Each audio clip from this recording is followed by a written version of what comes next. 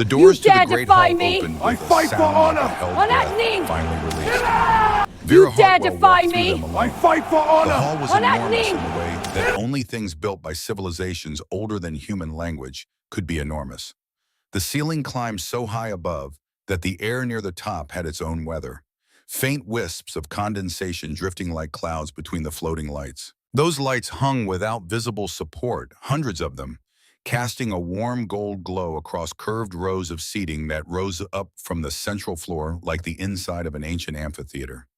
The floor itself was polished to a mirror shine, dark and deep as still water, and Vera's boots left no marks on it as she walked.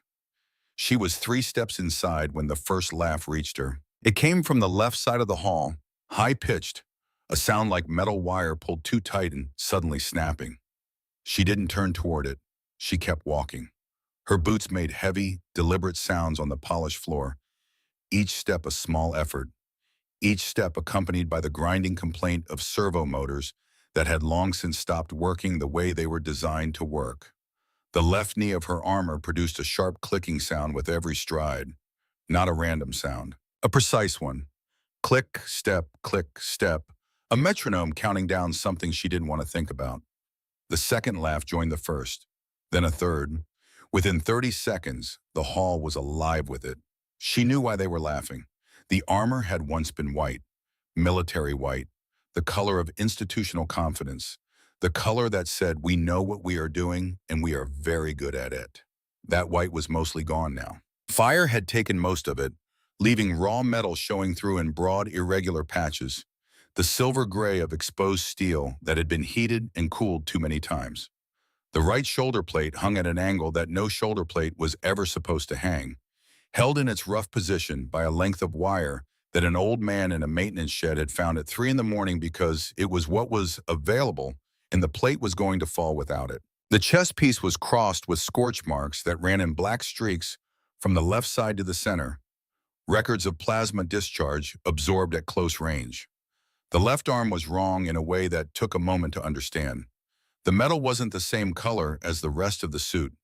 It was darker, thicker at the joints, the seams rough and uneven in the way that only handwork under terrible conditions could produce. Someone had cut it from something else entirely and forced it into service. The armor's servo motors, the small internal engines designed to amplify movement and reduce the weight burden on the wearer, were grinding with a sound like gravel in a metal drum. Occasionally one of them would catch, produce a high whine, and then subside back into its grinding rhythm. The helmet's display flickered, numbers appeared and vanished. Damage assessments, structural warnings, system failure notifications, all of them cycling through and disappearing before they could be fully read, the armor's computer still trying to do its job with what little it had left. Vera had stopped reading the warnings weeks ago. She walked to her assigned position without hesitation, without looking at the rows of creatures watching her, without acknowledging the laughter that continued to build and layer itself into something that filled the vast space completely. The position was marked by a small holographic symbol on the floor, a designation that matched the identifier on her chest plate, the only part of the original marking still fully visible. She stepped onto it and came to attention, the way she had been taught to stand at attention when she was 19 years old and still believed that posture could solve most problems. From high above, from the observation level that ringed the top quarter of the hall, Colonel Brent Calloway watched her stop. He was a large man made smaller by distance, his broad shoulders reduced to something the size of a thumb from where Vera stood below. He had been standing at the railing for the past 4 minutes, from the moment the outer doors had registered her approach, and he had not moved. His hands were on the railing, his eyes were on Vera. He did not look at the aliens who were laughing. He did not look at the counselor's platform, or the demonstration arena, or the assembled warriors from 23 separate civilizations. He only looked at the woman in the damaged armor standing at attention on the floor below. He had tried to get her new armor. He had submitted the request the moment he knew she was coming, 3 days before the ceremony. He had followed the request with phone calls, then with the kind of direct appeals that a colonel with 26 years of service could make to people who owed him favors. He had called in 2 of those favors personally, things he had been saving for situations that mattered. He had been told both times that the logistics were impossible. Vera had been in transit. The ceremony had a fixed date. The nearest depot with compatible armor was 14 hours away by the fastest available transport. She had arrived at the station 2 hours before the ceremony began. 2 hours was not enough time to fit new armor. 2 hours was barely enough time to eat something and find the right door. Calloway's hands tightened on the railing slightly, not from anger. From something that lived in the same region of the chest as anger, but had none of anger's heat. He had served long enough to know that some situations could not be fixed with paperwork or phone calls or favors. Some situations simply were what they were, and the only thing left was to watch and trust. He trusted Vera Hartwell. He had trusted her for 11 years, across 4 deployments and 2 conflicts in one event 3 weeks ago that he still had not fully processed, that he suspected he would spend the rest of his life processing in small pieces when he had the quiet to do it. He trusted her the way you trusted a foundation, not with warmth or softness, but with the complete instructional certainty that it would hold. He watched her stand at attention in her broken armor and felt something move through his chest that he could not name precisely. It was not pride, though pride was part of it. It was not grief, though grief was there too. It was something that combined them both and added a third element that had no clean word in English. Below and to the left of his position, on a lower observation platform designed for the human diplomatic contingent, Kate Aldridge stood with a tablet pressed against her chest and her face doing things it was clearly trying not to do. She was 29 years old. She had been assigned to the diplomatic corps 8 months ago directly out of a graduate program in interstellar relations at Georgetown, and she was very good at her job in the specific way that someone who had never seen real combat was very good at a job that mostly happened in conference rooms. She understood alien protocol. She spoke fragments of 4 non-human languages. She knew which gestures were offensive to which species and had never once made the mistake of showing the soles of her feet to a Venathi delegate. She did not know what she was looking at right now. She saw a woman in damaged armor being laughed at by representatives of 23 civilizations at one of the most politically significant ceremonies in the current cycle of galactic relations. She saw Earth's single combat representative standing in equipment that looked like it belonged in a scrapyard. She felt with the particular intensity of someone who cared deeply about appearances because appearances were her professional domain, something close to panic. She looked up at Calloway's position. He wasn't looking back at he was looking at Vera. She looked back down at Vera. Vera was not moving. Her posture had not changed. Her helmet faced forward. Whatever her face looked like inside that flickering display, whatever she was thinking or feeling or remembering, none of it was visible to anyone in the hall. Kate Aldridge pressed her tablet harder against her chest and tried to breathe slowly. The being at the center of the hall, the one who had called the assembly to order, raised one arm, and the laughter began to die down. This was Counselor Vex. His body was composed of what appeared to be living crystal, faceted and internally lit, constantly cycling through frequencies of light that translated, for those species with the right sensory range, as shifts in emotional register. Currently, he pulsed with a blue-white that suggested formal authority combined with genuine curiosity. When he spoke, his voice seemed to originate from everywhere in the hall simultaneously, processed through translation systems that had been refining themselves for decades. "Welcome," Vex said, "warriors of the known galaxy." The translation device in Vera's ear rendered it in flat American English, a voice without accent or inflection, which was somehow worse than if it had been dramatic. "You have gathered here to demonstrate the strength of your peoples, the capability of your technology, the depth of your training, and the quality of your courage. Each of you represents the finest your civilization has produced, the strongest armor, the most advanced systems, the greatest preparation your worlds can offer." His crystalline gaze moved across the assembled warriors in their curved rows and came to rest briefly on Vera. She felt it. The moment stretched for 2 seconds, maybe 3. Vex looked at her without the mockery that the others wore. What his expression contained instead was harder to read. It was the particular quality of attention that very old beings sometimes brought to things that did not fit their existing categories. He was not amused. He was not pitying. He was filing something away. Then he looked away and continued. "We begin with the traditional demonstrations. Each warrior will show us the capabilities of their equipment, the strength of their armor, the sophistication of their systems. Let us see what your civilizations have built. Commander Drax went first. He was Krellian, which meant he was built along architectural principles that humans found unsettling. Enormous, gray-skinned, with a torso that seemed designed to absorb enormous amounts of punishment and a face that communicated threat as a resting condition. His armor was a deep red, not painted but somehow intrinsic to the metal itself, and it moved with him the way water moved. No gap, no resistance, every joint perfectly calibrated to his body. The surface had a quality of completeness that Vera recognized as the quality of something that had never been tested against anything that could actually damage it.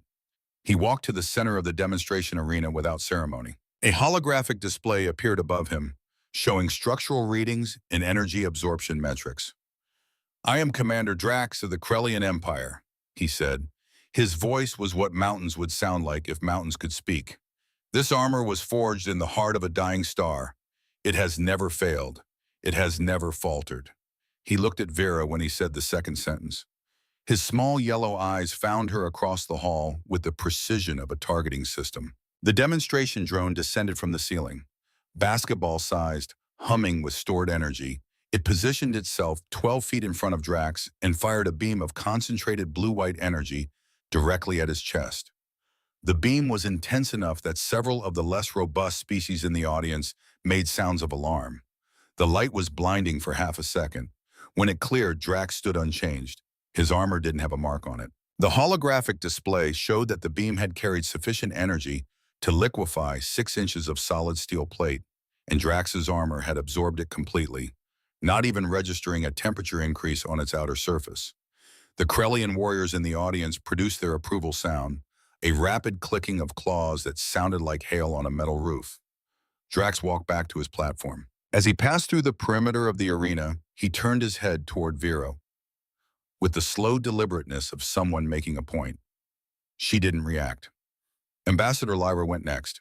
She was Venethi, which meant she was built along entirely different principles.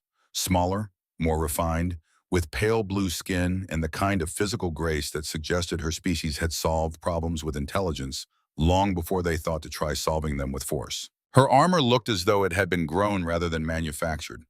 Crystalline layers shifted and overlapped as she moved, catching the light and throwing small rainbows across the nearest surfaces. "I am Ambassador Lyra of the Venethi Collective," she said. Her voice was soft enough that the hall's acoustics had to work to carry it. "Our armor does not simply resist. It understands." The drone that descended for her demonstration was different. It carried 3 weapons simultaneously. The energy beam, the same type used on Drax. A compressed projectile weapon, small metal rounds fired at high velocity. And a chemical dispersal system that released a compound that hissed and steamed when it contacted the arena floor. All 3 fired at once. The armor responded to each differently.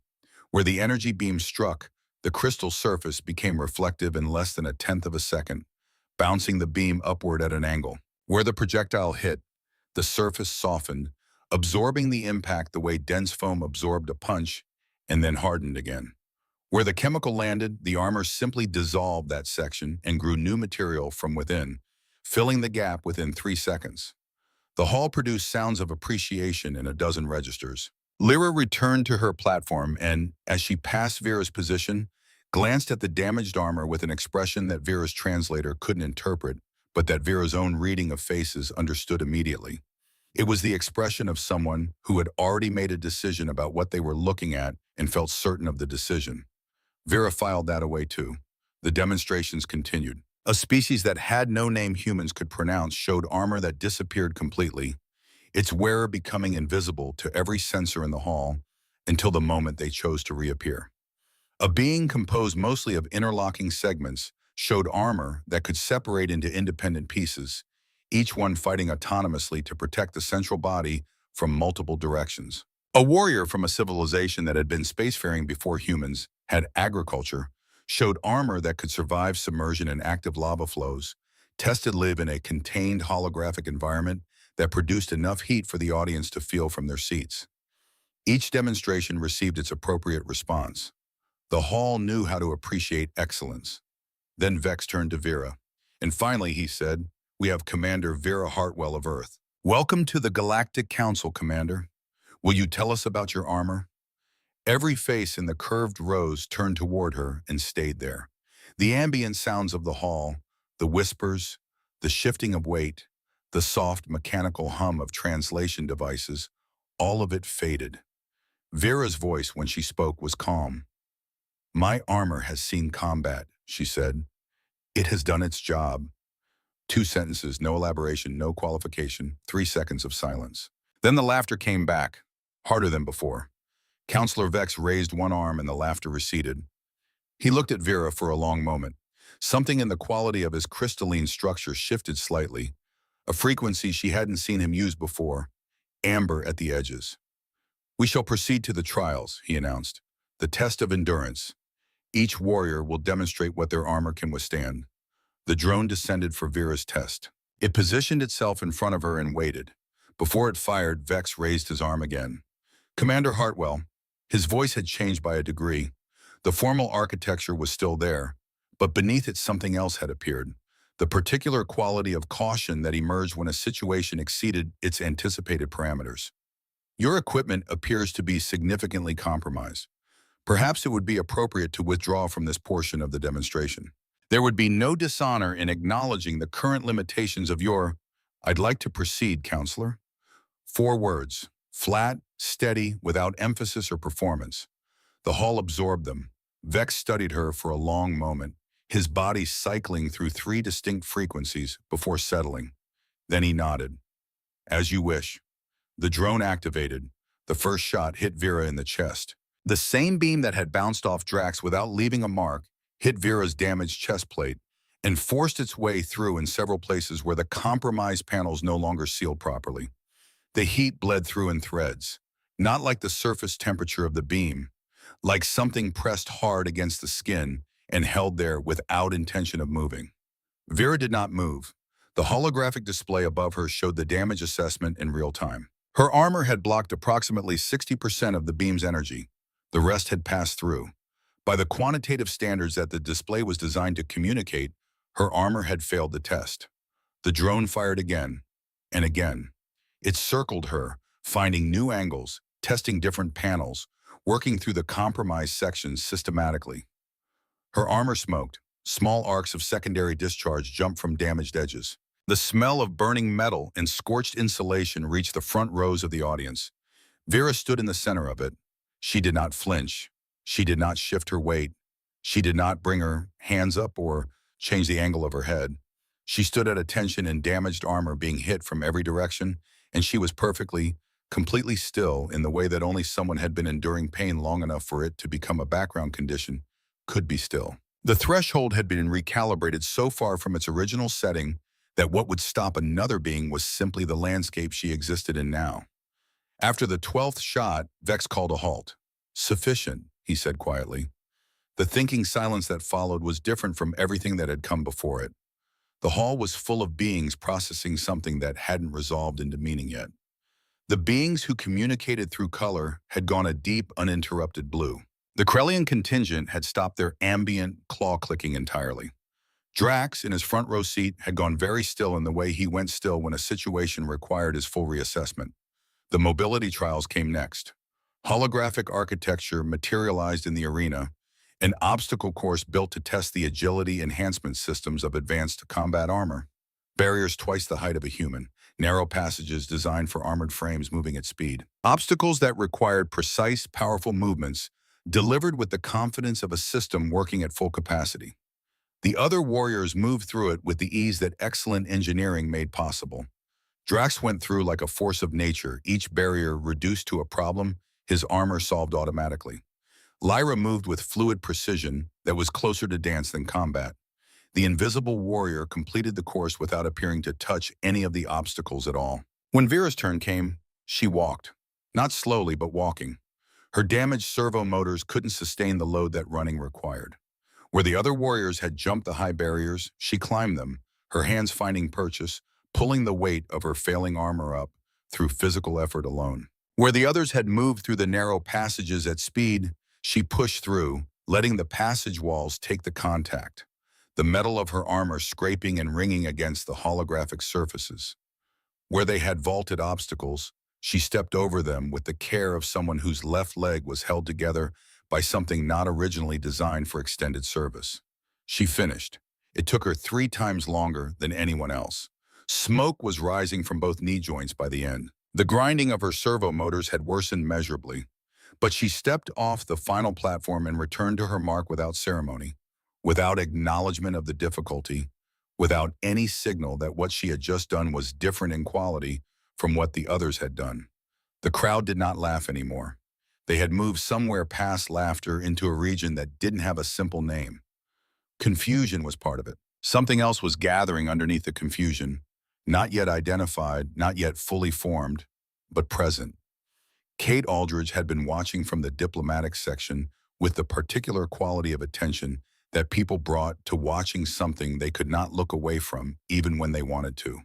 When Vera returned to her position, Kate crossed the floor and stopped 2 feet away.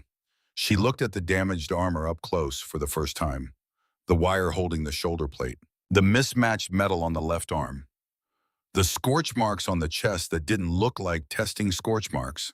They looked like records of something. They looked like a document written in a language she didn't speak yet. Commander Hartwell, she lowered her voice, though the ambient noise of the hall provided adequate cover. Sir, why are you doing this? You're embarrassing us in front of the entire galaxy. You had 3 days before this ceremony. There had to be a way to get new armor. There had to be someone you could have called. Vera took the water bottle Kate was holding out without her having quite consciously offered it, drank from it, handed it back, looked at Kate with eyes that were calm in the way that very deep water was calm, not still, deep. Kate, she said, just watch. Watch what? Watch them decide we don't belong here? Just watch. Kate stood there for a moment, the water bottle back in her hand, her tablet against her chest, the tablet she had stopped using because she had stopped being able to take notes about what she was witnessing and simply had to witness it. Then she stepped back and returned to her position. She didn't stop watching. Up on the observation level, Calloway had not moved from the railing through all of it. He had watched the demonstrations. He had watched the trials. He had watched Kate's approach and quiet retreat. He had watched his own hands on the railing, conscious of the knuckles of his right hand and the slight pallor there from holding on without quite meaning to hold on. He had been the one who received the initial distress call from New Portland. He had been the one who looked at the deployment map and understood that Vera's unit was the only possible response within the relevant time frame. He had been the one who made that call and then spent 16 hours sitting at a communications console that was mostly silent, watching the automated medical telemetry transmitting from the armor systems, watching the readouts degrade in real time, watching the power core percentage count down through the safety thresholds one by one, and then pass them, pass the emergency reserves, and then go dark entirely. He had kept functioning professionally while reading those numbers. He still woke, sometimes at 3 in the morning, with the specific clarity of detail that the mind preserved from moments when it had been stretched past its comfortable range. The numbers on the console, the precise moment the telemetry went dark, the 11 hours after that when he did not know what the silence meant. He had tried to write summaries, sent them to the relevant parties, tried to explain, in the language of official communication, what had happened at New Portland and what it said about the person he had sent there. No one had asked the right questions. No one had understood what to ask. They were about to understand. Vex floated back to the center of the hall. The floating lights shifted, the quality of illumination changing from the neutral brightness of the demonstration phase to something warmer, more concentrated. The arena holographics dissolved, leaving the central floor clear and open. We now come to the final demonstration, Vex said, the most significant. You have shown us what your armor can do in controlled conditions. Now show us what it has done. Show us your service. Show us the battles your equipment has survived and the lives it has protected. This is where we learn not the potential of your technology, but its proof. Commander Drax stood first. The display systems activated around him, and footage from his armor's recording systems filled the air. Holographic images of battle, Vatin cinematic, enemies and explosions, and the absolute domination of superior technology applied with complete confidence. his armor deflecting weapons fire that should have been decisive, his armor's strength tearing through fortifications like they were suggestions. In one sequence, a ship-mounted cannon fired directly at him at close range, and his armor's defensive systems absorbed the entire discharge, and he stepped out of the smoke unchanged and continued forward. The Krellian contingent produced their approvals sound like weather moving through a valley. Ambassador Lyra's recording was quieter, but in some ways more striking. A world with an atmosphere that dissolved metal on contact. Her team moving through it to reach survivors of a research collapse. The footage showed the outer layers of her armor being consumed, growing back, being consumed, growing back. A cycle of destruction and regeneration sustained for 6 continuous hours in conditions that would have rendered most armor useless within minutes. The other warriors presented their records. Victory after victory, armor performing at the edge of its specifications and holding, warriors who looked like heroes because their equipment had allowed them to be. Then Vex turned to Vera. "Commander Hartwell of Earth, please show us the service of your armor." Vera stepped into the center of the floor. She did not activate any display systems. She stood in the open space and looked at the assembled beings in their curved rows. She met faces. Let them look back at her and at the damage they had been laughing at when she walked through the doors 90 minutes ago. She gave them a moment with it. Let them see it again with everything that had happened since then sitting alongside it, adding context that hadn't been available at the beginning. Then she said, 3 weeks ago, a colony called New Portland came under attack. Every face in the curved rows turned toward her and stayed there without moving. In the front row, Commander Drax leaned forward almost imperceptibly. Vera kept her voice level, kept it the way she had kept it in New Portland, because there were times when the only available tool was the steadiness of your own voice and you used what you had. New Portland is a small settlement on the edge of explored space, she said. 200 people, 73 of them are children. She let that settle. The raiders came at night. Up on the observation level, Colonel Calloway finally let go of the railing. He stepped back from it and sat down in one of the chairs that lined the back wall. He put his elbows on his knees and his face in his hands and listened to the voice of Vera Hartwell carry up through the vast space of the hall. He already knew the story. He knew it would change things. He sat quietly and let it begin.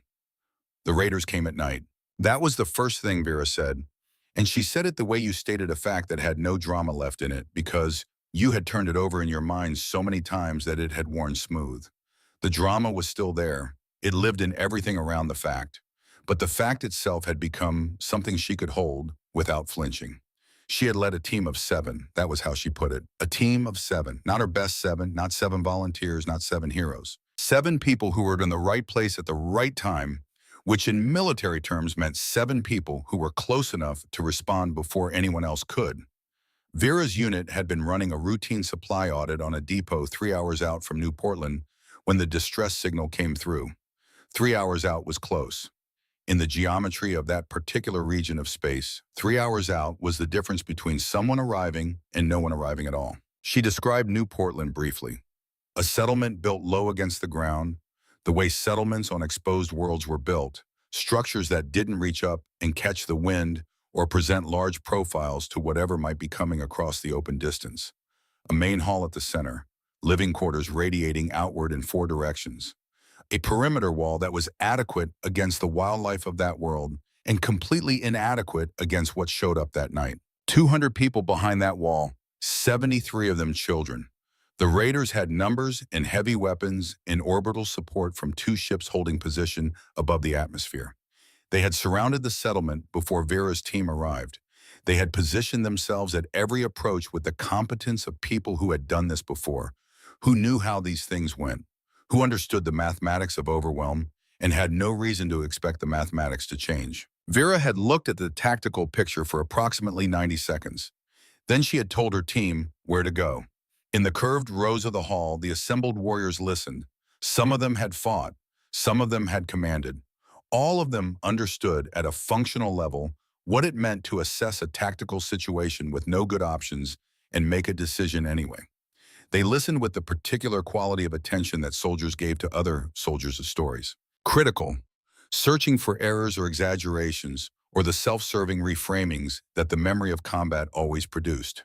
But underneath the criticism, Underneath the professional evaluation, something older and more immediate. The thing that made soldiers stay in rooms and listen to each other talk long after the words had technically finished. Recognition. Vera did not rush the telling. She let each element settle before moving to the next. She said, my team was Owen Briggs, Garrett Voss, Walt Haskell, Lester Crane, Frank Aldgate, Reed Paulson, and Reese Donovan. 7 people. We set up a defensive position between the raiders and the settlement wall. She looked at the hall. 7 against more than 100. Commander Drax made a sound, low, involuntary, the sound his species produced when information arrived that required immediate structural revision of an existing assessment. Vera's hand moved to the chest plate of her armor. Her fingers found one of the scorch marks there, a wide black streak that crossed from the left side to the center and rested on it. This mark, she said, was from the first hour, a plasma rifle shot. My armor's shielding absorbed most of it, but the heat came through anyway, pressed against my ribs like someone holding a hot iron to the bone and not letting go. The Krellian contingent had stopped their ambient claw clicking. The Venethy section had gone quiet in a way it had not been quiet before. Hour 2, a rocket impacted near our position. The shrapnel tore through my shield generator. After that, we had no energy shielding, just the plates themselves.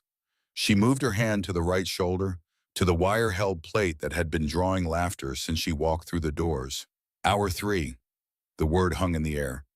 Owen Briggs was 19 years old. He was from a town called Millbrook, Ohio. Population 4,000, give or take. His younger sister had graduated high school 2 weeks before we deployed. He had a photograph of her in his helmet liner, tucked against the padding where regulations said you weren't supposed to put personal items. He had shown it to me the day before we shipped out, with the specific sheepishness of someone who knew they were breaking a small rule and had decided the rule was less important than the photograph. Vera's hand stayed on the shoulder plate. A sniper round. It went through his helmet. He didn't suffer. That's the only mercy I can offer his memory. Kate Aldridge, standing at the edge of the hall near the diplomatic section, had stopped taking notes. Her tablet was at her side. Her other hand was pressed flat against her sternum, not dramatically, just resting there, the way a hand sometimes found its way to that location when the chest was doing something that required acknowledgement. She had not known. No one had given her the details. She had been given a summary. A summary was a document. Documents did not tell you about photographs tucked against helmet padding. Documents did not tell you about a girl in Ohio who had just walked across the stage to get her diploma while her brother was packing his kit for a deployment he would not come back from. Vera continued. Hour 4, Garrett Voss. A breath. Hour 5, Walt Haskell, 22 years of service. He was 4 months from retirement. He had a workshop in his garage in Flagstaff, Arizona. He built furniture when he wasn't deployed. Tables, chairs, bookshelves. He had told me once on a long transit between assignments that he was going to build a rocking chair when he got back from this one.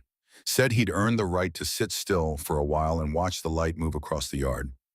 Ambassador Lyra had pressed both hands together in front of her face. Her species used that gesture during moments of grief too acute for the usual expressions to contain.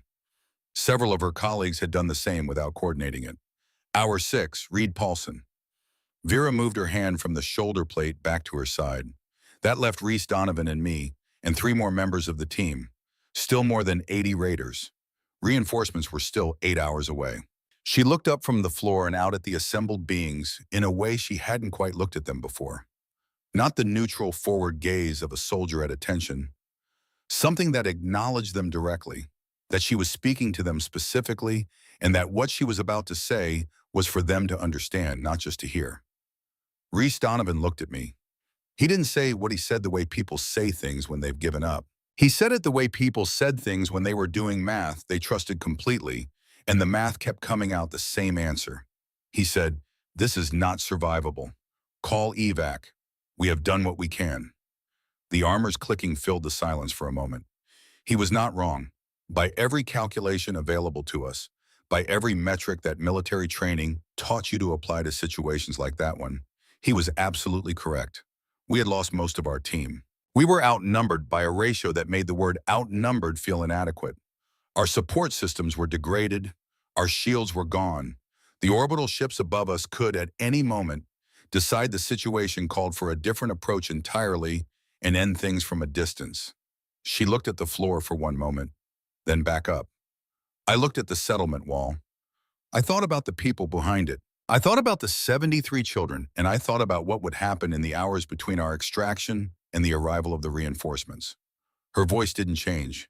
It stayed level, stayed even, stayed the same throughout everything that followed. I told Reese, I'm not leaving them. In the front row, Commander Drax had moved to the edge of his seat. His enormous frame leaned forward, both hands on his knees, his small yellow eyes fixed on Vera with an intensity that had nothing remaining of contempt. He had fought for the Krellian Empire for 31 years. He had faced situations that his species considered the definitive tests of warrior capacity. He was listening to something he had never encountered in any of those 31 years. Vera continued. Hours 7 and 8 carried Lester Crane and Frank Allgate, and then it was just Vera and Reese against more than 80. She didn't pause long on those names. She gave them their weight and moved forward, the way combat moved forward, without the luxury of extended grieving.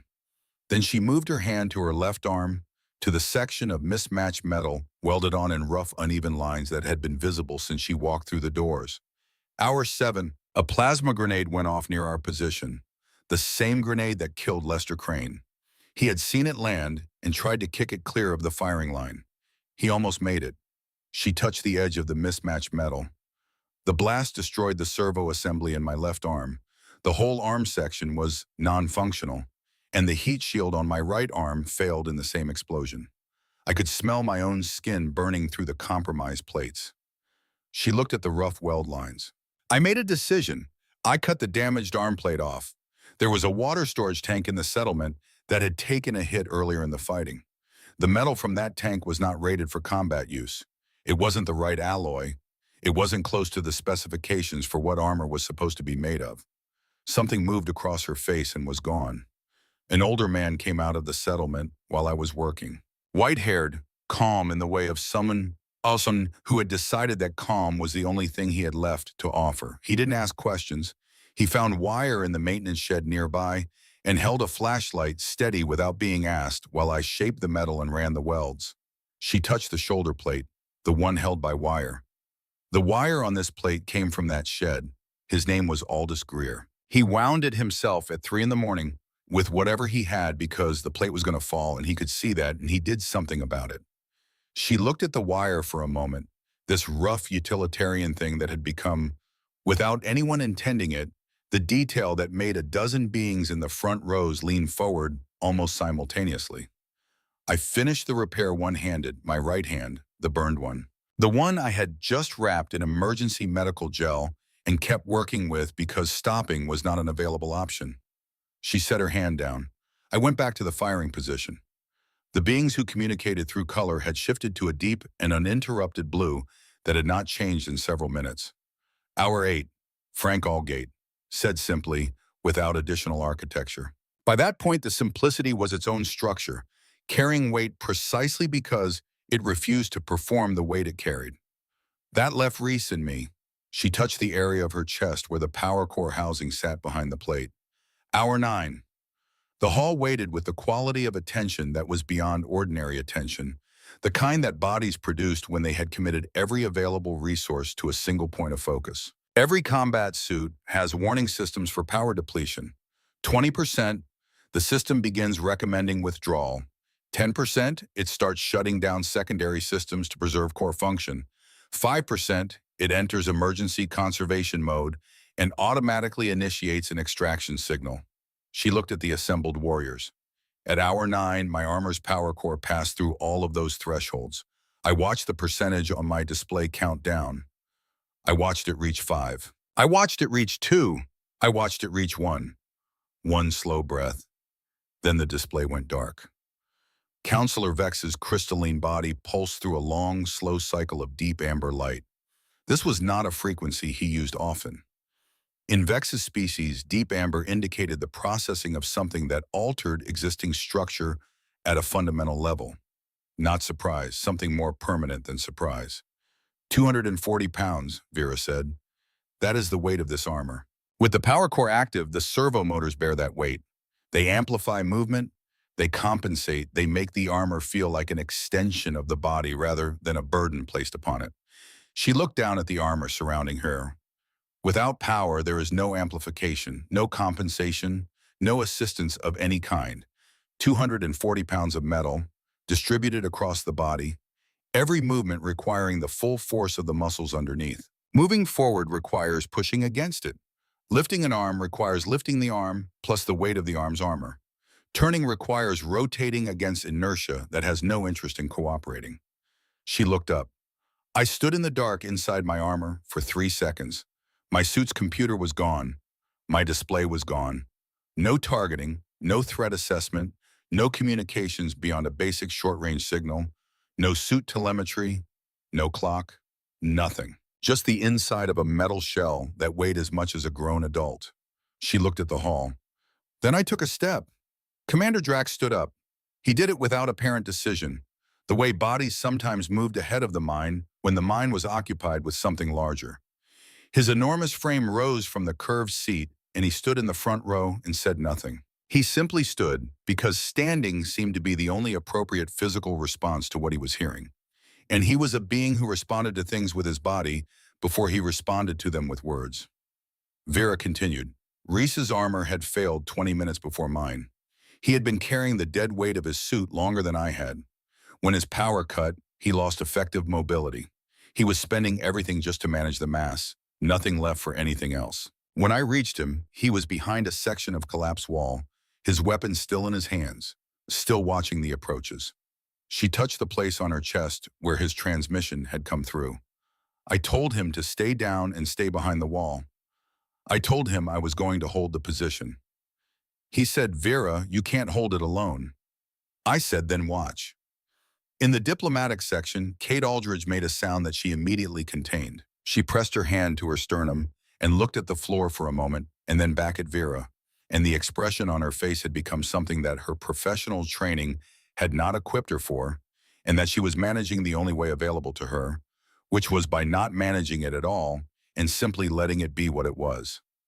Vera moved her hand to her left leg. The external brace was visible even from the audience rows.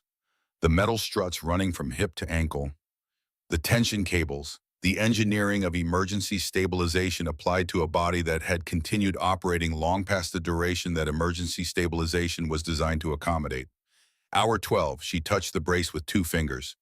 A section of debris from an explosion. It hit my left leg, femur, 3 fractures across approximately 6 inches of bone. The armor's emergency medical system has its own small battery, separate from the main power core. It activated automatically, injected bone stabilizer into the fracture sites, deployed this brace. She looked at the brace with an expression that contained neither pride nor bitterness. Simple acknowledgement, the assessment of a person looking at a solution that had held under conditions the solution was never designed for. The brace deployed and the armor's leg section locked into a rigid position to support weight transfer. After that, I could not bend this leg, could not kneel, could not crouch behind cover, could not use any of the positions that tactical training spent years teaching you to use when people were trying to shoot you. A beat. I could stand, so I stood. Drax had moved closer to the arena floor without realizing he had done so. His species understood pain in a deep and structural way. They had built an entire philosophy of warrior conduct around the relationship between pain and will. But this was not something that philosophy had prepared him for. This was a dimension of endurance that the philosophy had assumed was theoretical. Vera described hours 12 through 15 in the compressed language of someone summarizing material they could spend days on. The Raiders' tactical shifts as they realized they were still being held. The increase in coordinated fire. 2 separate full assault attempts that she had broken by placing herself in the center of the approach and not moving until the assault lost momentum against the simple fact of her continued presence. A vehicle-mounted weapon brought up at 40 feet that should have ended the engagement decisively, and her powered-down armor absorbing the kinetic force in ways that the engineers who built it had never intended but that worked, because dead armor distributed force differently than living armor. And she was still standing when the smoke cleared. The hall contained only Vera's voice and the sound it left in the air after each sentence. Then she said, hour 15. Something shifted in the quality of her voice. Not a break. The level stayed constant. but something behind it changed, the way light changed when something large moved between it and you. A density that hadn't been there before, or had been there all along and was now closer to the surface. I was holding the main gate of the settlement. It was the strongest tactical position. Best angles, best sight lines, the point where my presence was doing the most work. She stopped. I heard crying. The beings who communicated through color had shifted to a deeper frequency, something that had no human name but that felt in the room like the color that sorrow would be if sorrow were visible. From inside the settlement, coming through the wall near the eastern residential section, a child, young, 5 years old, maybe a little younger, crying the way children cried when they were past the point of understanding what was happening and down to something more fundamental. Calling for her mother. She looked at the hall. The raiders heard it too. Something changed in the air of the room that was not temperature and not sound, but was nonetheless physical. Something that every body in the hall registered in whatever way its biology registered, things that mattered. They began shifting their fire toward the eastern section of the wall, probing it, looking for weakness, calculating what was behind it, deciding whether that was a more productive point of entry than the gate I was holding.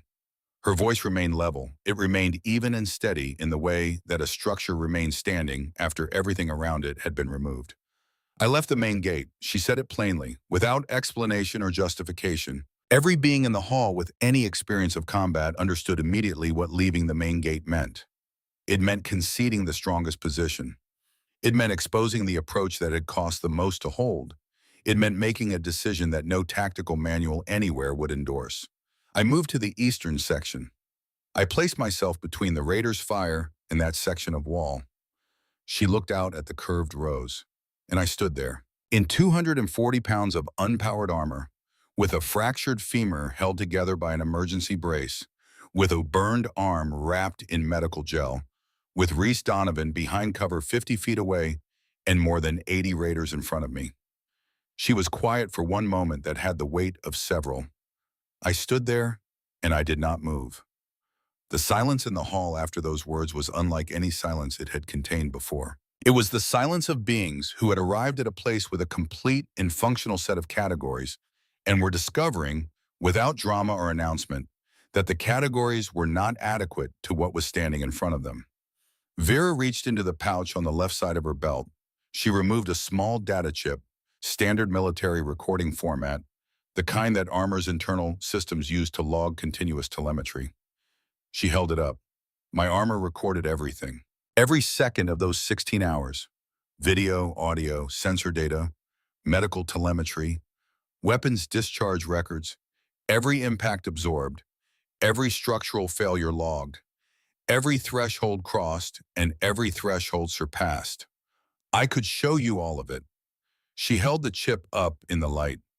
The hall looked at it, then she closed her hand around it and put it back in the pouch. I'm not going to do that. The confusion that moved through the audience was visible across every species present, in the small adjustments of posture and the quality of attention shifting from absorbed to genuinely unsettled. After everything, after all of that, why wouldn't she show them proof? Vera looked at the hall. You all showed recordings of your greatest battles, composed. The moments where your armor performed exactly as designed, where the technology executed at its highest specification, where you looked like the warriors you wanted to be seen as. Her voice didn't harden. It didn't take on an edge. It stayed at the same altitude it had been at since she began. That is not what combat looks like.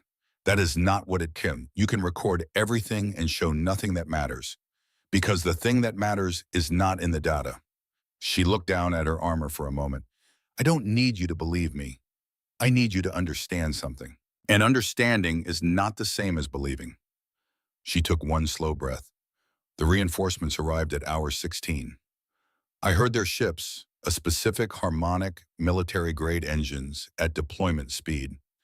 I had not heard anything from outside in hours that I wanted to hear. That sound was different. Something moved across her face and settled. The raiders started to scatter. You could hear it in the pattern of fire, the beginning of tactical withdrawal, the change in their movement. It was over. She was quiet for a moment that was different from the earlier pauses. Fuller somehow, like a room after a storm had passed through it. When the rescue team reached my position, I was still standing, still armed. My armor had locked up completely in the last defensive posture I had held, every joint frozen, the weight fully transferred to the brace and to whatever my muscles still had available. I couldn't move. The first person who reached me, I told them, "There is a child in the eastern residential section. Make sure she's safe." A breath. They told me later she was fine, that she had been with her mother for the last hour behind an interior wall away from the external structure, that she had stopped crying. Vera looked at the data chip pouch on her belt. I didn't need the recording to tell them about her. I just needed them to check. She looked up at the hall. This armor kept me alive for 16 hours. Every plate, every compromised system, every crude repair. When the power was there, it used the power. When the power was gone, it became something simpler.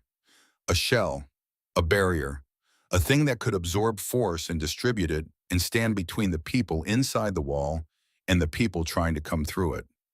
She touched the chest plate one final time. When everything else failed, it became a shield, and I carried it. Up on the observation level, Colonel Brent Calloway had been sitting with his face in his hands since Vera said the name Millbrook. He was not crying in any clean or simple way. He was something past the clean version of it. He was sitting in the back of the observation level of an alien space station, 26 years of service in one specific night, 3 weeks ago, all present simultaneously. The night he had watched the armor's telemetry go dark and spent 11 hours not knowing what the darkness meant. He had a word for it now. He lifted his face from his hands and looked down at Vera standing in the center of the great hall. She was still standing. Of course she was. He sat quietly and let the story finish. Vera looked at the hall.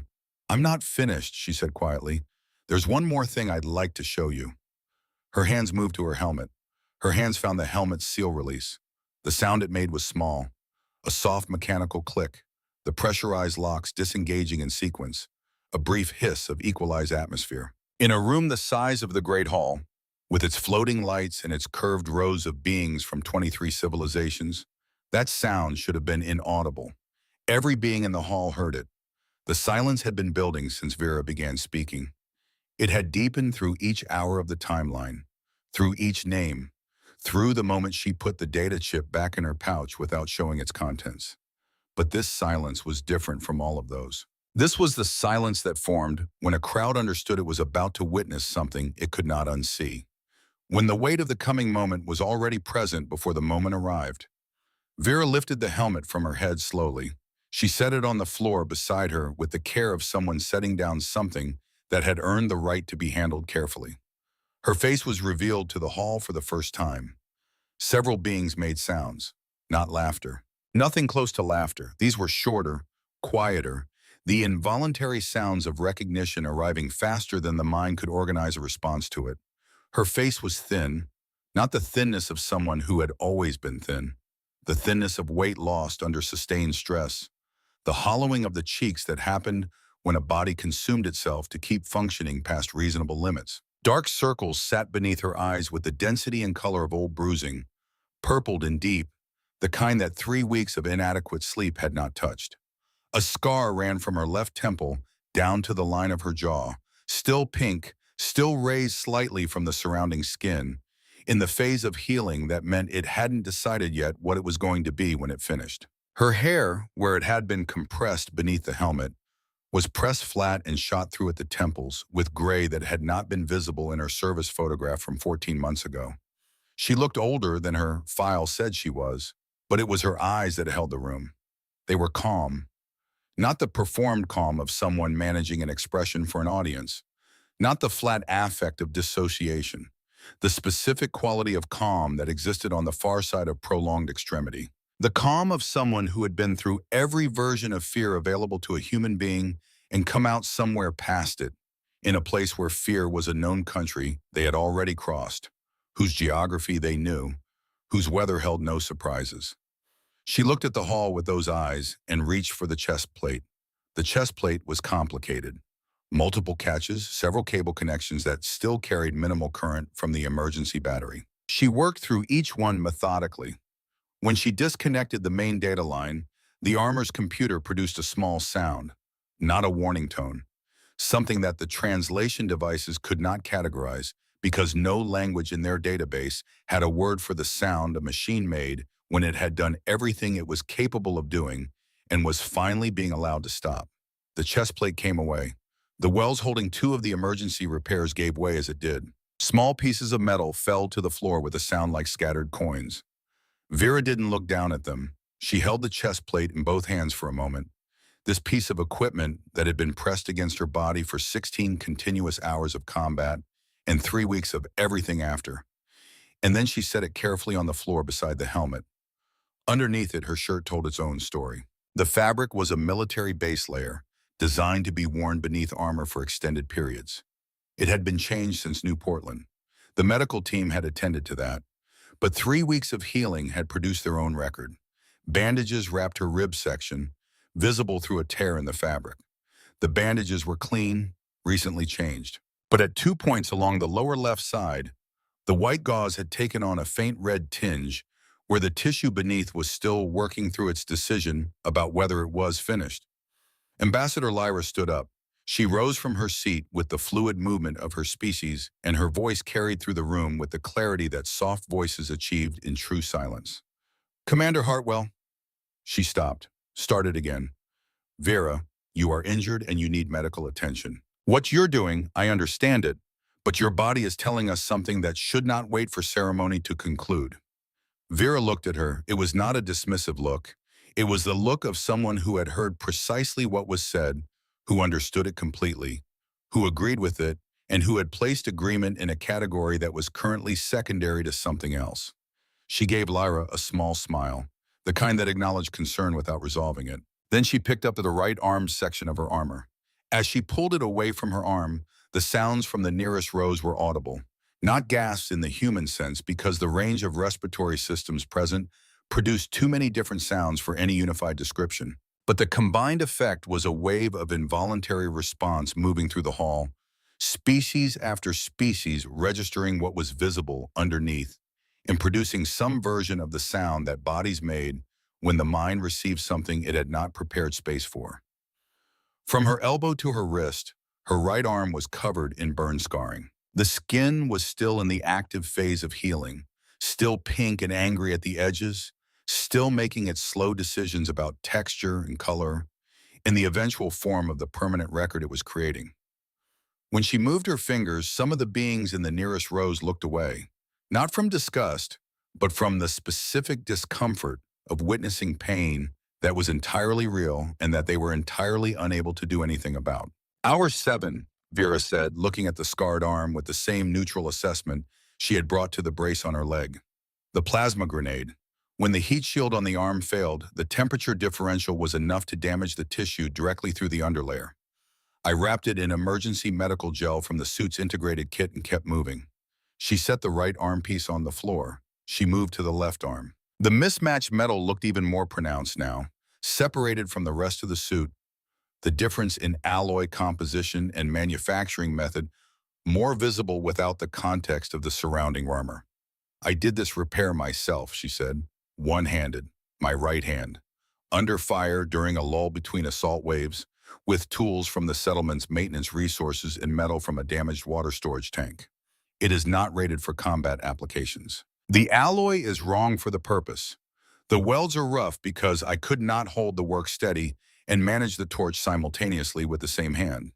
She turned the piece so the hall could see the seam work clearly. It stopped bullets well enough. The left arm piece came away. Underneath it, her arm looked better than the right one by comparison, but a long cut ran from shoulder to elbow, held together with medical adhesive, the edges still pink at the closure line. She had to sit on the floor to remove the leg pieces properly. She lowered herself down with the deliberate movement of someone for whom sitting down had become a procedural challenge rather than a simple action. The brace on her left leg made the process angular and methodical. When she was on the floor, her left leg extended straight in front of her. The full engineering of her emergency stabilization system was visible to the hall at ground level for the first time. The brace ran from the cuff of her hip to her ankle. Metal struts on either side of the leg, connected by cross members at the knee and mid-calf, tension cables running the length and cinched at calibrated points to maintain bone alignment. It was a functional object with no aesthetic consideration, designed for exactly one purpose: to keep a broken structure in position long enough for a better solution to become available. The fact that a better solution had not become available for 3 weeks was not something it had been designed to accommodate. It had accommodated it anyway. Vera removed the right leg armor without difficulty. Her right leg underneath was marked with the yellow-green of old impact bruising, but intact. The left leg was a different category entirely. When the left leg armor came away, the response from the audience was audible across the hall. Every species present, in every register available to them, produced some version of involuntary sound. Vera looked down at her own leg with the expression of an engineer assessing a field repair. Present in the assessment, clear-eyed about what she was seeing, neither proud of it nor ashamed of it. "Hour 12, she said. 3 fractures. The stabilizer did what it could. She touched the brace with 2 fingers. After this, I could not kneel, could not crouch. Every position that training spent years drilling into muscle memory, I could not use any of them. I had to stand upright or fall." She looked at the hall. "So I stood upright." She got back to her feet. The process took a moment, the brace and the burned arm and the bandaged ribs, each contributing their particular complication to what should have been simple. She didn't ask for help. She didn't look to see if anyone was moving to offer it. She worked through the process until she was standing again. Then she reached behind herself for the back plate. The back plate housed the armor's main power core and the majority of primary systems. Removing it required reaching both arms behind her at angles that her burned right arm and her repaired left arm made difficult in different ways and for different reasons. She worked at it with steady patience. The hall watched her work at it. After a full minute of effort, the catches released and the backplate came away. She turned it and held it up so the entire hall could see the power core housing. The core itself was a cylinder approximately the size of a large thermos, seated in a housing designed to protect and monitor it under combat conditions. The housing showed the marks of extreme heat cycling, the metal discolored in rings that recorded the temperatures it had passed through. The core was dark, not the standby dark of a system at rest, the absolute dark of a system that had exhausted every reserve it contained. The display panel on the side of the housing was completely blank, not a flicker, not a single point of light. The specific and complete absence of any illumination that indicated not just depletion, but the depletion of every backup, every contingency, every fail-safe the engineers had built into the system against exactly the kind of situation they had never quite believed would actually occur. Vera turned the housing so the display panel faced the hall. "Every combat suit is built around the same philosophy," she said. "Multiple safety thresholds, multiple automatic responses, multiple systems designed to prevent a warrior from pushing past the point where the armor could no longer protect them. 20% charge, you are warned to withdraw. 10%, your non-essential systems shut down to preserve what remains. 5%, the armor begins calling for extraction on your behalf, because the assumption is that a warrior at 5% power is a warrior whose judgment about continuing can no longer be trusted." She looked at the blank display. This core went to 0. She let that sit for a moment, and then kept going. "The emergency reserves are a secondary battery, rated for 2 hours of minimal function at full depletion. That battery is also empty." I pushed it past every threshold the engineers built, past every safety limit, past every designed response, past the main core in the emergency reserves in the point where the armor had any designed response left for what was happening. She set the back plate down on the floor beside the other pieces, until there was nothing left to push past. Now she stood in the center of the great hall in her undersuit, in her emergency brace and her bandages, surrounded by the scattered pieces of her armor. And the hall looked at her and she looked back, and the moment contained everything that had been said and everything that had been shown, and the weight of both combined. Her body was a document. Every being in the hall was understanding this simultaneously, across every sensory system and interpretive framework present. The burns and the scars and the bruising and the brace were not separate items. They were a single continuous record. Each one referenced the others. Each one existed in the context of all the others. Read together, they said the same thing her words had been saying, but without the possibility of abbreviation or the softening that language sometimes introduced between what had happened and what was said about it. Her body had no softening. Commander Drax had come to stand at the edge of the arena floor without memory of the transit. He stood at a distance from Vera that was close enough to matter, and he looked at her from his full height, and the expression on his face moved through changes that his species rarely displayed in public. Because Krellian culture had precise ideas about which emotions were appropriate for public display, and several of what he was currently experiencing did not appear on that list. He had fought for 31 years. He had fought in vacuum and atmosphere and environments that required external support systems just to keep his physiology functional. He had fought against odds that his commanders had later described in official reports with the careful language of people who needed to record what had happened without suggesting that the outcome should have been different. He had never done what this woman had done. He crossed his arms over his chest and bowed his head. It was a Krellian gesture with a specific and irreplaceable meaning. Not respect offered, recognition given.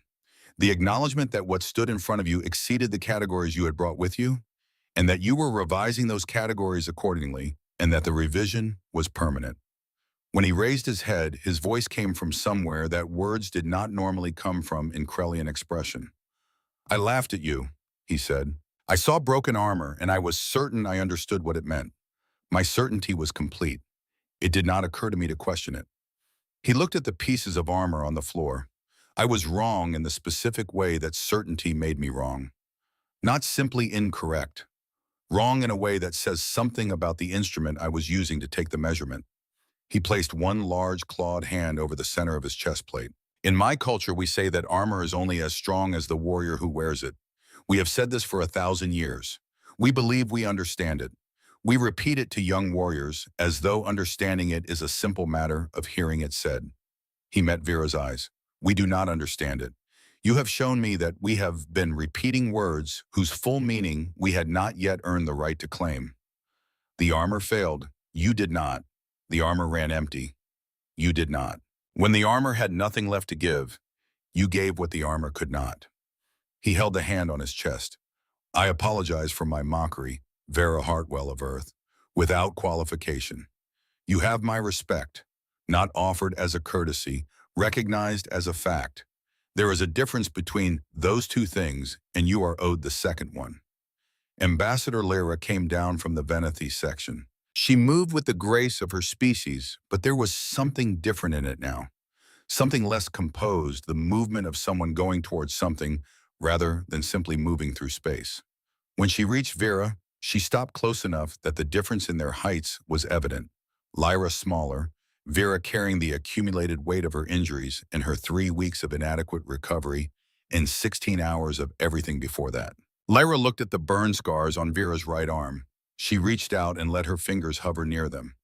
Not touching, but near, the approach of a healer who wanted to understand before she acted. "My armor adapts to any threat," she said softly. "I demonstrated this today, and it is entirely true. Chemical, kinetic, energetic. My armor thinks and responds and grows new material to replace what is lost." She looked at Vera. "But adaptation requires power. Every response my armor produces depends on the systems that drive it. If the power fails, the thinking stops. The adaptation stops. The growing stops." She lowered her hand. "Your armor lost its power and you did not lose yours. You kept thinking. You kept adapting. When the metal stopped responding, you responded in its place." She looked at the pieces on the floor, the helmet and the chest plate and the mismatched arm and the brace. "I thought I saw inferior equipment when you walked through those doors. I was watching a warrior who had become the equipment, who had always been the equipment. The armor was the secondary element. I did not understand that until now." She looked at Vera directly. "My people are healers as well as warriors. I would like, with your permission, to examine your injuries when this is finished, not as a diplomatic gesture, because I understand now what it costs to sustain them, and I want to do something with that understanding." Vera looked at her for a moment. "I'd appreciate that," she said. Others came down from the rows. Not all of them and not in a rush. One, then two, then several more, each making whatever gesture of acknowledgement their species used for the specific category of recognition this moment required. Some bowed. Some made sounds at frequencies that the translation devices rendered as approximations of respect. Some simply stood near her in silence, which was its own complete language. Kate Aldridge came through the edge of the gathering. She had been standing at the back of the floor-level group for several minutes, letting the beings with longer histories of formal ceremony go first, holding her tablet at her side. When she reached Vera, she stopped and looked at her for a moment without speaking. Then she said, "I told you that you were embarrassing us." "You did," Vera said. "I thought appearances were what this was about. I thought managing how we were perceived was the most important thing happening in this room." She looked at the scattered armor on the floor. "I was doing my job the way I understood my job." "I know," Vera said. "You weren't doing your job. You were doing something else entirely, and I didn't understand what it was until you started taking the armor off." "Understanding takes what it takes," Vera said. "You had the information you had. Now you have more." Kate looked at the wire on the shoulder plate where it lay on the floor. "You showed them who we actually are," she said. "Not the version we prepare for presentations. The version that exists when the preparation runs out and there's nothing left except what people actually do." She looked back at Vera. "I'm sorry it took me so long." "It took exactly as long as it was supposed to," Vera said. "That's not a reproach. That's just how it went." Kate pressed her lips together and nodded once. Then she stepped back. Counselor Vex came last. He floated down from his ceremonial position and crossed the floor toward Vera, his crystalline body cycling through a frequency that those who understood his species recognized as the light pattern produced when something fundamental had been reorganized. Not surprise. The light of a structure that had been altered at a deep level and was still processing the full extent of the alteration. He stopped near her and looked at her in silence for a long moment. "I have presided over this ceremony for 73 cycles," he said. His voice had lost some of its formal architecture. What was underneath it was older and more personal. "I have seen warriors from 1,000 worlds. I have witnessed technology that would appear, to younger civilizations, indistinguishable from what your species calls magic. I have seen demonstrations of capability that altered the recorded understanding of what physical matter could withstand." He looked at the scattered pieces on the floor. "I have never seen anything like this. I want to be precise about that. I am not using the phrase for effect. I mean it as a statement of fact about my own experience across 73 cycles of this ceremony." His body pulsed through a slow, warm frequency. "We came here to answer a question. The question was, who has built the best armor? We constructed this entire ceremony around that question. The trials, the demonstrations, the records presentations. It seemed like the right question because it had always been the right question." He looked at Vera. "You have shown us that we were asking the wrong question." He turned to address the full hall, his voice resuming its capacity to fill every corner of the vast space. "The correct question is not what your armor can do. The correct question is what you can do when your armor cannot. Because armor will fail. Every piece of armor represented in this hall will eventually fail. The technology will reach its limit. The power will exhaust itself. The systems will encounter a situation they were not designed for, and they will stop responding. That is not a flaw of engineering. That is the nature of all constructed things." He looked at Vera. "What happens in that moment is not a question of engineering. It is a question of the being inside the armor. And that question, until today, this ceremony had never thought to ask." He let the hall hold that for a moment. "I propose that we change this ceremony. Not today's ceremony. Today's ceremony is already something none of us anticipated it being. I propose that going forward, we expand what we recognize. We will continue to honor advanced technology and sophisticated engineering. Those things have genuine value, and we should not pretend otherwise. But we will add a category for warriors who have pushed past the design limits, who have continued when continuation was not technically sanctioned by any system they carried, who have held when holding required something that no armor has ever been built to provide." The hall responded, across every species, in every register, in every communicative medium available to the beings in those rows, a sound that unified into a single meaning: agreement. the kind that came not from politeness, but from truth being recognized as truth by people with enough experience to know the difference. Vex turned back to Vera. Commander Vera Hartwell of Earth, you are the first recipient of this recognition. Your armor will be placed in the Hall of Heroes, where it will remain for as long as this institution stands. Vera looked at her armor on the floor.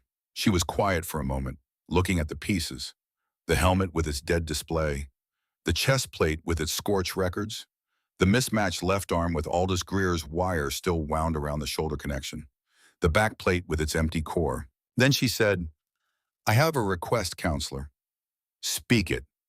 The armor needs to be repaired first, fully repaired before it goes anywhere. Vex considered her. You wish it restored before display. I don't want it displayed in this condition. Her voice was steady. Not because I'm ashamed of how it looks. I'm not ashamed of any of it. Not the wire, not the scrap metal, not the welds I ran one-handed in the dark. Every mark on this armor is something that happened, and that should be remembered. She looked at the back plate, at the empty core. But this armor isn't done. Putting it in a case right now would mean it's finished. It's not finished. Vex regarded her for a long moment. You mean to wear it again? Yes. After everything it has been through, after 16 hours of combat and 3 weeks carrying the evidence of it, after this entire demonstration of how close it came to being the last thing you ever wore, you will put it back on. Yes, Vera said. Why? She looked at the pieces on the floor. Because I know what it can do, she said. Not what the testing protocol showed it could do before it had been through anything real. Not what the specifications said it was rated for. What it actually does when the conditions are real and the systems are failing, and the only remaining question is what the plates themselves will hold. She looked at Vex. I trust it the way you trusted something you have been through the worst with. Not because it's perfect, because I know exactly what it does when nothing is working, and the only variable left is whether the metal keeps standing. She paused. We've been through worse together. We'll be ready for the next time. A small alien stepped forward from the edge of the gathering. Green-skinned, large-eyed, slight in the way of species that had developed their intelligence at the expense of physical mass. Its hands were already moving, the gestures of a mind that worked faster than its words and was impatient with the gap. Commander Hartwell, I am Engineer Plex. I specialize in the restoration and reinforcement of combat systems. I have worked on armor from 61 distinct civilizations. I have never in the entirety of my career requested to work on a specific piece. The hand stopped moving. I am requesting it now, your armor. I would like to be the one who repairs it. Vera looked at the engineer. I will keep every mark, Plex said before Vera could speak, every scar in the metal, every place where the material changed because of what it was put through, every repair scar. These are structural now. They are part of the object's integrity, not departures from it. I will reinforce around them. I will make the whole suit stronger than it was before any of this happened. But the record stays. All of it. Vera looked at the engineer for a moment. Then she looked at the shoulder plate on the floor, at the wire. The wire on the right shoulder plate, she said. Plex followed her gaze. The wire. That came from a maintenance shed in New Portland. A man named Aldous Greer found it and wound it himself at 3 in the morning with a flashlight held in one hand because it was what was available and the plate needed to stay attached, and he was the person who was there. She looked at Plex. When you repair the plate, incorporate the wire. Don't replace it. Work around it. Make it part of the repair. Plex looked at the wire for a moment, looked at Vera. Something shifted in the large eyes. The wire stays, Plex said. Incorporated. I understand. Then yes, Vera said, I would be glad for you to work on it. The formal elements of the ceremony concluded in the time that followed. The documentation, the records, the institutional requirements that events of this significance generated regardless of what else had happened within them. The other warriors presented their remaining demonstrations, but the quality of those presentations had changed in a way that was noticeable without being articulable. Less performance in them, more something else. As though being in the same space as what Vera had shown had altered the scale against which showing off was measured and found it lighter than it had previously seemed. When the formal proceedings concluded, people came to Vera in small groups. Questions about Earth, about human training methodology, and the specific physiology that had made what she described possible. About whether the endurance she had demonstrated was exceptional within her species or representative of something more widely distributed. Vera answered patiently, though her body's exhaustion had become impossible for anyone watching to miss. She stood because sitting was complicated with the brace and because standing was what she had been doing for 3 weeks and old habits were strong. Drax came to her separately from the others after the larger groups had moved on. He stood in front of her with the deliberateness of someone who had something specific to say and wanted to say it precisely. The colonists at New Portland, he said, do they know the full extent of what was done for them? Vera thought about it honestly. Some of them saw parts of the fighting from inside. Most of them were sheltered away from the perimeter during the worst of it. She considered. They know people died to protect them. They know the settlement was defended and the raiders were stopped. They know the cost at a general level. Drax looked at her. They should know specifically, he said. His rough voice was careful with each word, placing them precisely. Not for your honor, for theirs, so that they understand completely what was given for them, so that the weight of Owen Briggs and Walt Haskell and the others is held by the people it was given for, so that every person in that settlement carries the full knowledge of what their lives were worth to the people who defended them. Vera was quiet for a moment. You may be right, she said. I am right, Drax said without arrogance.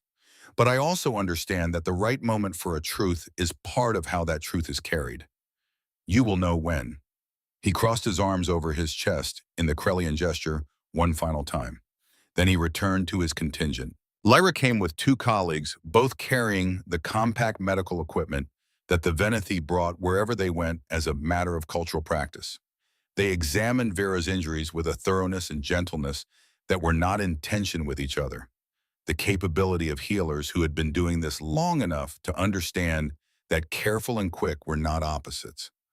The leg is the most serious structural concern, Lyra said.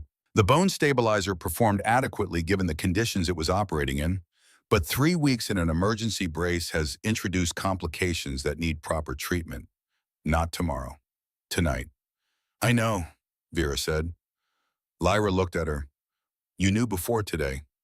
Yes. And you came here anyway. There are things that wait, Vera said, and things that don't. This didn't wait. Lyra made a sound that her translator rendered as acknowledgement, combined with something it could not fully convert. She returned to her assessment. Colonel Calloway came down from the observation level during the later stages of the gathering. He moved through the room without performance, the way senior officers move when they were not performing their rank but simply covering distance. When he reached Vera, he stopped in front of her and looked at her for a moment. He had known her for 11 years, 4 deployments, 2 conflicts. One night 3 weeks ago that he was still processing in pieces when he had the quiet for it. He put his hand on her shoulder. The right shoulder, the intact one, away from the damage. He placed it there with care. He didn't speak immediately. Then, you should be in a hospital. I know, she said. Tonight. Yes. Good. He kept his hand on her shoulder for another moment. Something passed between them that did not require language, because they had been through enough together that some things had moved past the need for it. Then, they saw. They saw, she agreed. He nodded once. He took his hand back. He stood at her side, not quite next to her, just present in the general vicinity, in the way that people who trusted each other completely stood when they were tired and the work was finished, and what remained was simply to be there until the being there was also finished.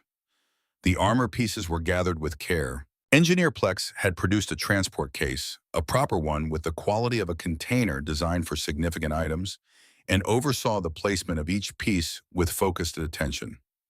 The helmet first, placed on its custom support, the chest plate, each arm section, the leg pieces, the back plate with its empty core. Last, Plex picked up the right shoulder plate, turned it over, examined the wire with the particular attention of a craftsperson looking at a problem they intend to solve in a specific way. Looked at Vera. Vera nodded. Plex placed the shoulder plate in the case with the wire intact, exactly as it was. The rough, uneven windings of an old man's repair at 3 in the morning when the only relevant question had been whether it would hold. It had held.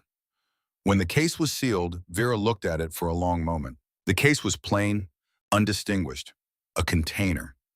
But what it held was not plain. What it held was the specific record of a specific person choosing, again and again, across 16 hours and through every threshold her equipment and her body possessed, to continue. Not because continuation was logical, not because the calculations supported it, because there were 200 people behind a wall and 73 of them were children, and someone had to stand between them and what was coming, and she was the person who was there. Vex came to her before she left the hall. He floated at a conversational distance and looked at her with the quiet attention he had brought to her since the moment she walked through the doors.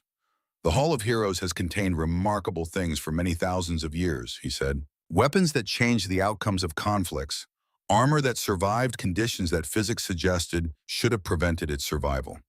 Records of achievement that the achievers could not have anticipated when they began. He looked at the case. None of them will mean quite what this will mean, because this is not the record of a thing that worked perfectly. This is the record of a thing that failed at every system it possessed and was still present when the last shot was fired. He looked at Vera. That is a different kind of record. It is the most important kind. He turned to her with the full attention of someone who wanted the next words to land correctly. Children from 100 worlds will see it. They will ask what it is, and someone will tell them the story. They will ask, but the armor was broken? How did it protect anyone? And the answer will be the same answer every time. He looked at her. It protected because of the person inside it. That answer, for as long as this institution stands, will have your name attached to it. Vera looked at the case one more time. Make sure they know about Owen Briggs, she said quietly, when they tell the story. And Walt Haskell, and Garrett Voss, and Lester Crane, and Frank Aldgate, and Reed Paulson. The armor is one story. They are part of the same story, and they don't get separated from it. They will not be separated from it, Vex said. I will write it into the record myself. Every name, every hour, the whole of it. She nodded. The medical bay was 3 levels down and half a station across, a significant distance in the scale of the facility. Engineer Plex walked part of it with Vera, talking about reinforcement techniques and stress analysis, and the specific properties of the water tank alloy in the repaired arm.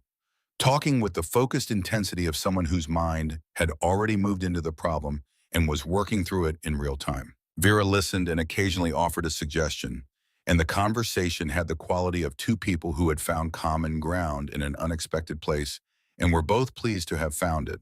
By the time they reached the junction where Plex's workshop lay in one direction and the medical bay in another, they had established the parameters of the repair approach and the broad outlines of the reinforcement plan, and had also, without specifically intending to, become something that would take a longer acquaintance to name precisely, but that had the essential quality of the beginning of something lasting. Calloway walked the rest of the way with Vera in the comfortable silence of people who had run out of things that needed to be said and were fine with that.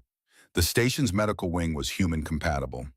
The doctor who received Vera was a tall woman from Nebraska named Aldous, who had been practicing space medicine for 20 years and who looked at Vera's collection of injuries with the expression of a professional maintaining their professional expression through an act of will.